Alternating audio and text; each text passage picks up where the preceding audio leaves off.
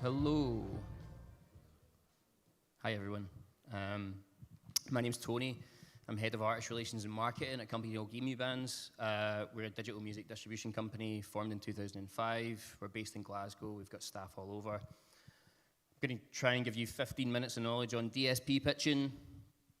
I don't have all the answers, but I'll do a quick overview on the basics, just things to bear in mind. Our experiences as a distributor doing it, things that you can do yourself, and we should have time for some questions at the end. So if anyone wants to do some questions at the end, just put your hand up. Someone will come with a microphone. It's being broadcast, so they just need to get the mic to you before that. But let's kick to it. So the basics, the first thing to bear in mind is that you need time to do this. So 4 weeks out, if you're doing the pitches yourself, if you're going to pitch yourself, 4 weeks is completely fine. 6 weeks, if you're dealing with a distributor, speak to your distributor to see if they offer pitching, if that's something that's important to you. They might have their own timelines. Get yourself set up on the DSP portals, so Spotify for artists, Amazon for artists, Apple for artists. These are for creators. They were the only original one when they decided what to name theirs. You can pitch directly on some of these. If your distributor doesn't pitch, you can pitch directly. Some of them you can't pitch directly. We'll speak about that a little bit. It'll also tell you when you've been added to a playlist, if you've been added to a playlist. But it's also just really important for managing your presence on those services to learning a little bit about who your audience is. So some rules. All the DSP guidelines are different, but these three are generally shared across them all. Your distributor will generally know the different rules for different services, again, so they're best placed to advise on that. Only new unreleased tracks are eligible for pitching. They get so many pitches, thousands of tracks every day. They can't allow you to pitch more than once for a track, but what's also worth bearing in mind here is regardless, certainly on Spotify's end, if the track has been released on their service before, regardless of whether you've ever pitched it for playlists or not, it is not eligible to be pitched. So even if you've not pitched it for playlists before, if it's been available on their service, you can't pitch it. Remasters don't count as new tracks, so it needs to be a completely new piece of music that is eligible for pitching, so that's worth bearing in mind. You need to be the main artist on the release to pitch it. If you're the featured artist, then it needs to be the main artist label or their teams that manage that pitch. Compilation releases or various artist releases are not eligible for pitching at all. You can't pitch two tracks from the same release. You can only pitch one track from a release. And you can't pitch two releases at the same time.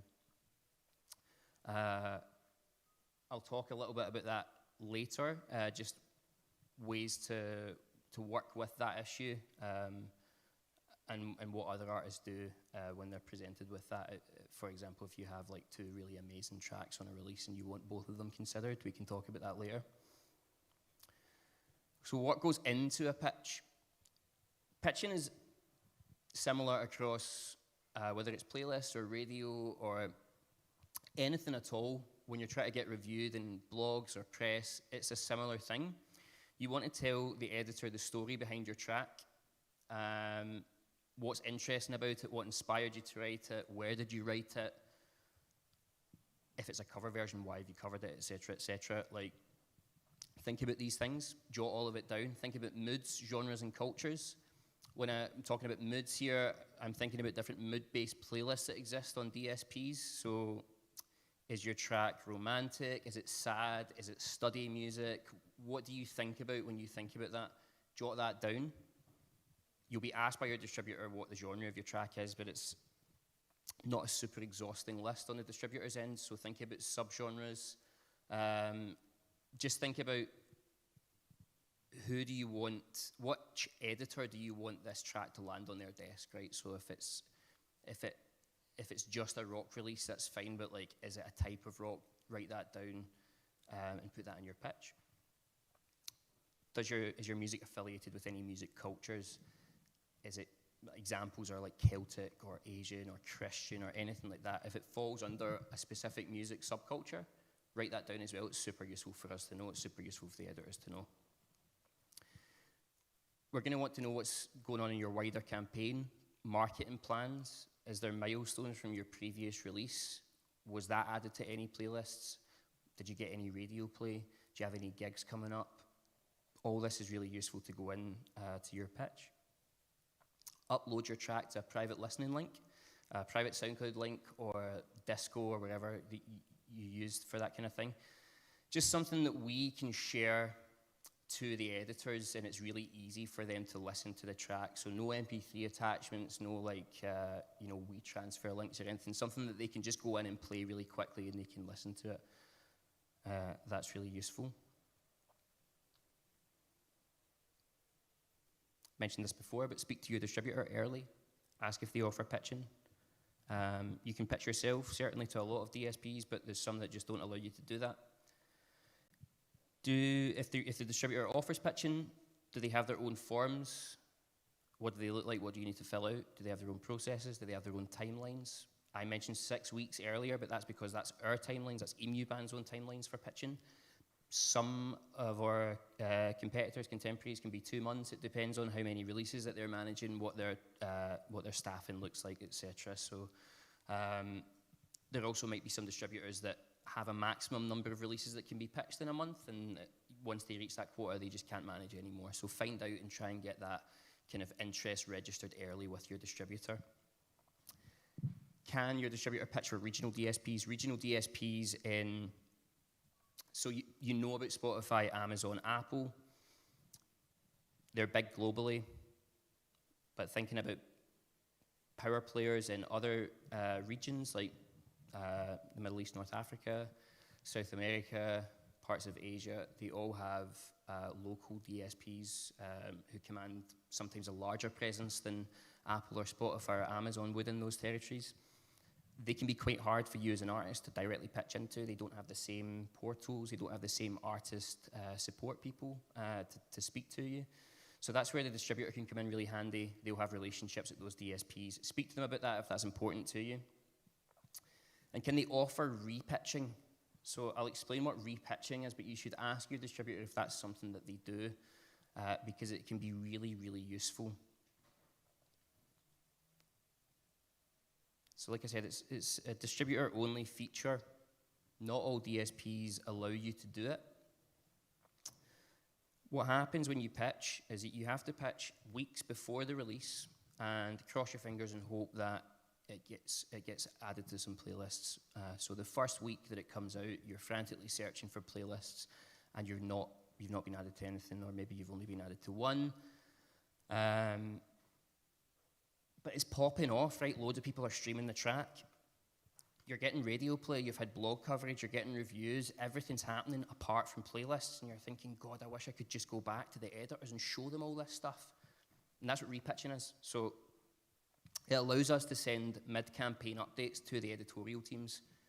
A few weeks after your release is out, we can say, hey, we pitched this, but look at all the stuff that's happened in that time. Look at all the stuff that's happened since the release. If you've had any festivals that you've been added to, any gigs on the horizon that you weren't aware of at the time we pitched, you can send all that information to a distributor who offers repitching. We can build the pitch, we can send that off to the editors. So that's what repitching is. It's something to ask your distributor about. Again, not every distributor offers it, not all DSPs support it either, but it can be a really useful tool, especially if you have a wider campaign or a track that's a bit of a sleeper hit and it takes off after the release is out, etc., etc. So that's what repitching is.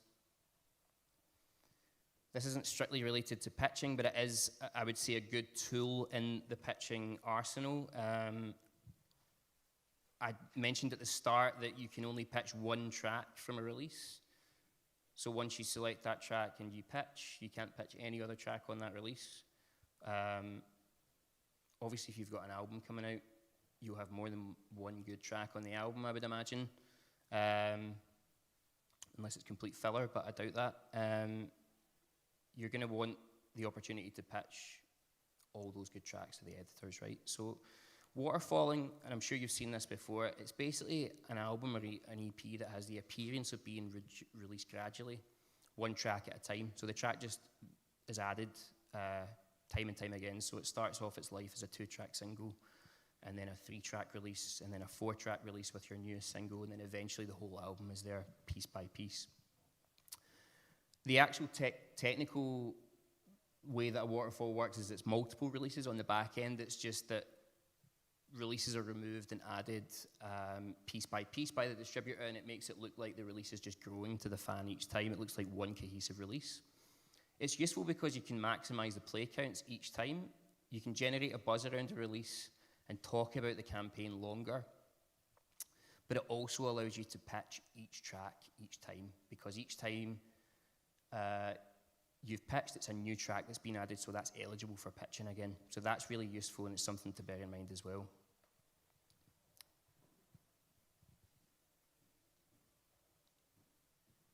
Just some useful bits of information. Never pay for guaranteed placements. Never pay anyone who's guaranteeing streams. It's always a scam. I used to say it's almost always a scam. It is always a scam. You'll get into loads of bother with the streaming services. You won't make any money from it. The royalties will be 0 rated. It'll affect your ability to, potentially nurture good relationships with distributors or DSPs in the future. Don't do it. It's not worth it.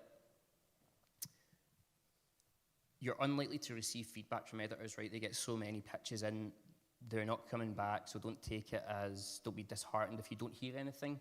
It doesn't mean that you're not going to be added to a playlist, but at the same time, you're never going to hear from the editorial teams that you are being added to a playlist. You'll know by using those DSP portals. You'll get notified either via the in-app notifications on Spotify for artists or via email. Apple will tell you in their app. It's all the same. So get set up on those systems and check them every few days, and you'll be notified if you get added. It's not uncommon for tracks to be added to playlists a few weeks after the release, particularly if you're utilizing that repitch that I said.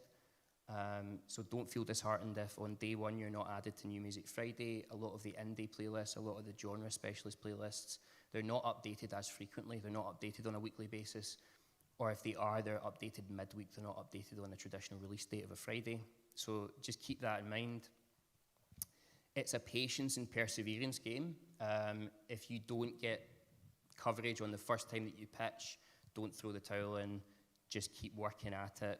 If you're doing everything else, if you're focusing on building fans and followers yourself, if you're focusing on everything else away from pitching, if you're building fans offline, if you're making great music, if your songs are recorded really well, it will fall into place. I promise it will eventually. But yeah, just to recap, plan your release and pitch 4 to 6 weeks out. Work with a distributor who offers pitching, because they often get access to different tools and features and strategies that you're not able to do yourself. Consider a waterfall release strategy to help you pitch more than one track from your release. And just focus on everything else, and it'll hopefully all fall into place. We've got a couple of minutes for questions. If anyone wants to, just stick your hand up and they'll come over with a mic. Anybody? Nobody's also fine. One person, here you go.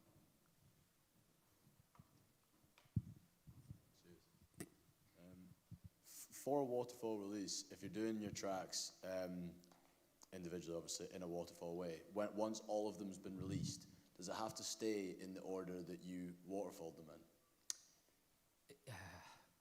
Yes is the short answer to that. If you want to change the track listing, you would just have to add a new version of it. Cool. So, yeah. Perfect, thank you. Mm-hmm. Somebody at the back.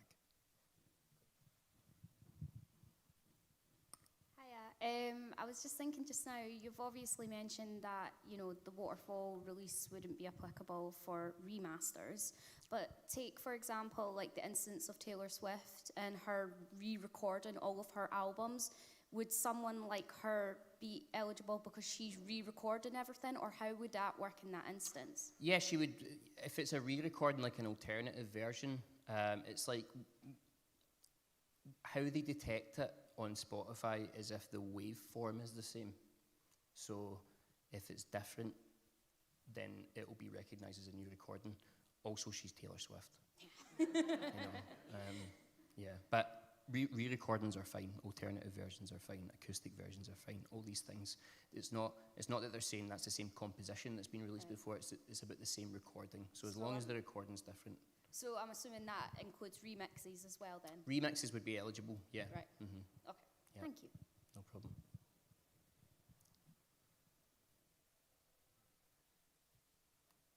Cool. Yeah, we're here today and tomorrow. If you want to grab any of us for a one-to-one chat, just book us in the app. Be happy to speak to you, but thanks for coming.